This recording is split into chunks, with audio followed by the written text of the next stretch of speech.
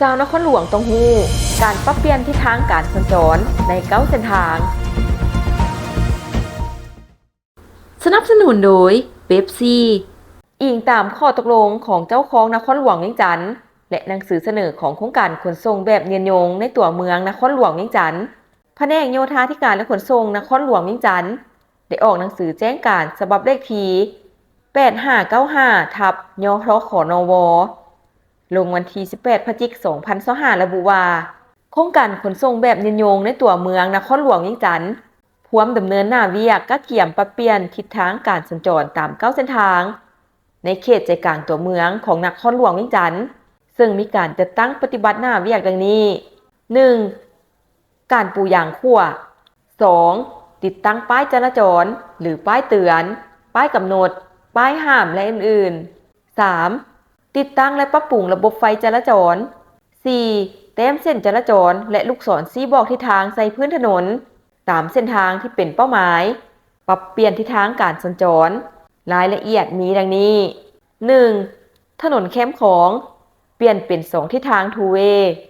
2. ถนนเจ้าฟ้างุมเปลี่ยนเป็นเส้นทางวันเวย์ขาเข้า 3. ถนนสีฐานเปลี่ยนเป็นเส้นทางวันเวย์ทางลง 4. ถนนขุนบุรมเปลี่ยนเป็นเส้นทางวันเวย์ทางขึ้น 5. ถนนเจ้าอนุเปลี่ยนเป็นเส้นทางขาเข้า 6. ถนนฝรั่งสวนยินเปลี่ยนเป็น2ทิศทางทูเวย์ 7. ถนนนอแก้วกุมารเปลี่ยนเป็น2ทิศทางทูเวย์ 8. ถนนมันทาธุราชเปลี่ยนเป็น2ทิศทางทูเวย์ 9. ถนนต้นหน้าสถานทูตฝรั่งเปลี่ยนเป็น2ทิศทางทูเวย์สำหรับวันและเวลาที่จะเริ่มจัดตั้งปฏิบัติการปรับเปลี่ยนทิศทางสัญจรตาม9เส้นทางที่กล่าวมานั้น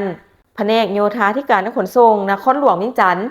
จะออกแจ้งการให้ทุกภาคส่วนทราบตามภายหลังแนวใดก็ตามผู้ขับขี่รถตามท้องถนนนอกจากจะเคารพระเบียบกฎหมายและเพื่อนที่ร่วมเดินทางแล้วต้องสังเกตป้ายเตือนเพื่อบ่ให้หลงทิศทางก็คือละเมิดป้ายห้ามที่เจ้าหน้าที่ได้ติดไว้ตามถนนสายต่างๆด้วยในมือที่โซกบ่เข้าข้างมีฝาเหลืองโซกอยู่ใกล้กูเที่ยวขีดเป๊ปซี่แจกแท้แจกจริงแจกเงินสดทุกมือพร้อมทั้งรถจักรโทรศัพท์และดื่มฟรี 200,000 รางวัลส่งรหัสกล้องฝามาที่ Facebook Messenger เป๊ปซี่ลาวลุ้นรับรางวัลทุกมือเริ่มแต่วันที่18 สิงหาคมจนฮอด15 พฤศจิกายน 2025นี้เท่านั้น